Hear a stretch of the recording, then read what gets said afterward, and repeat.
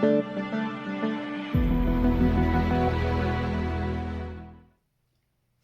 everybody, welcome back to the game Nexus. It's Dwayne here, and today I'm going to be showing you how to make some terrain for your next D&D session that might take place in the Underdark or some caves.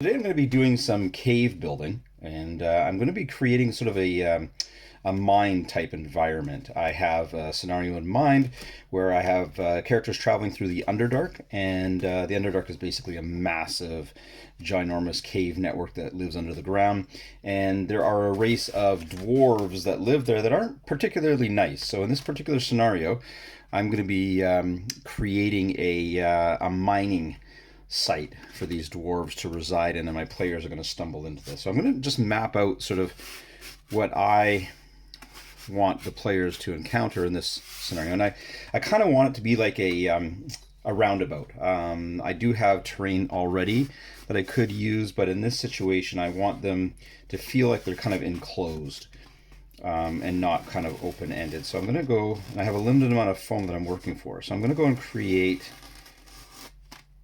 what I am going to do as my bowl area, and I'm going to use some additional foam after I cut this shape out to layer it up so it looks kind of enclosed to give them that kind of claustrophobic feeling. So what I'm doing right now is just creating the template in pencil on foam to get an idea of what this is going to look like, and also how big, being that I have miniatures. So if you are wanting to scale this to size, you can get an idea of how big these miniatures are. Yeah, and so I might go a little bit thinner here to give them more room to play in. Like I say, I'm going to build this up so it doesn't have to be too... But you get an idea of, if this does erupt into a combat scenario, you're looking at about 1, 2, 3, 4, 5, about 25 feet. 1, 2, 3, 4, 5, 6, 7, about 25, 35 feet of an area to engage in. And this is going to go on top of an existing board. So obviously if the combat does bleed out of the area that I'm creating, but I just wanted to do this. So we're going to end that with that. For now. Actually, I might go a little bit wider, like that. Yeah, and so that's that's going to be my general area to work within. I'm just trying to visually map it out. Yeah, that looks good. And I'm going to add some debris and stuff here once it gets on the table. But yeah, let's go for that. And in this particular scenario, I have a rail cart system that comes into this area. And the dwarves are mining an area, and they have slaves that are going to be on the outside edges here, and the players are going to be one of those slaves, so it's going to come into this area. So yeah, it'll give it kind of a claustrophobic feel. So that's sort of what I do with the foam core right off the bat. The next step is I have my hot knife and my wire knife, and I'm going to cut through these lines. This is a pretty simple process.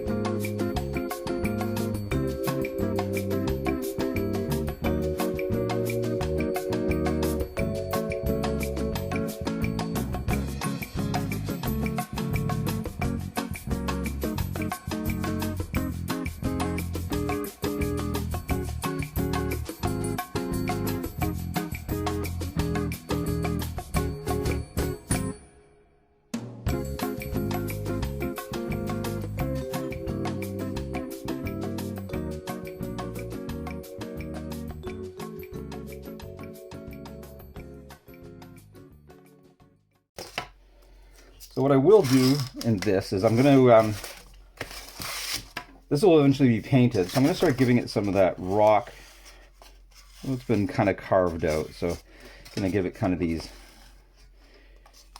lines where rocks have been chipped off over time.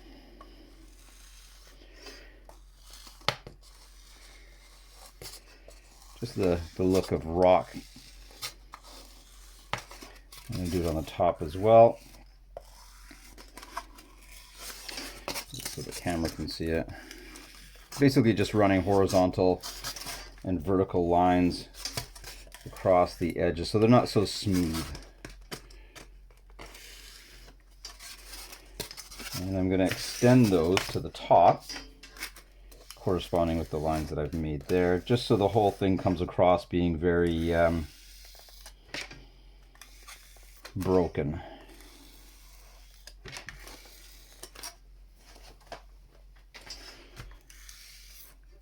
And you can be as creative as you want here.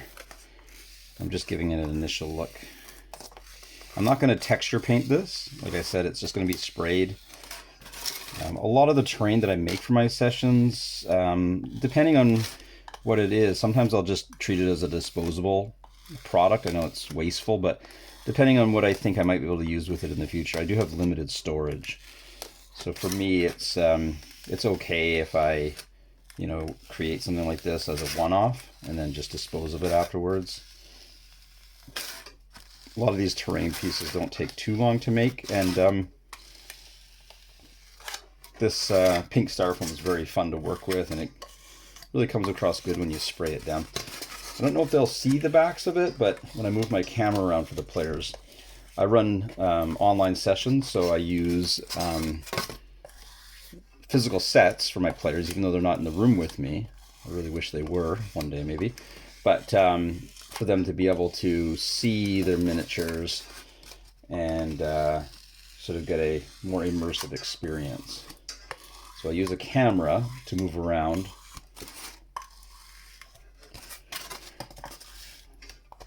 Instead of using a digital table. Basically Discord. Yeah.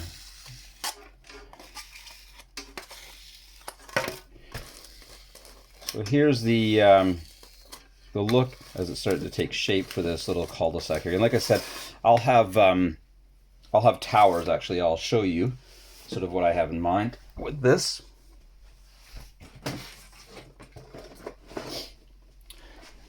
So I already have some existing terrain that I'll use. So basically once it's done, I'm going to have sort of this kind of stuff going on here, and I'll kind of use this terrain as a way to show the players that they're not just going to be able to climb over these short walls. And I might even throw some down on the ground level, like this. Maybe. We'll see. I guess I'd have an assortment of stuff, so like this kind of an idea, right? So it gives the players a sense that they can't just kind of climb up and escape. Yeah.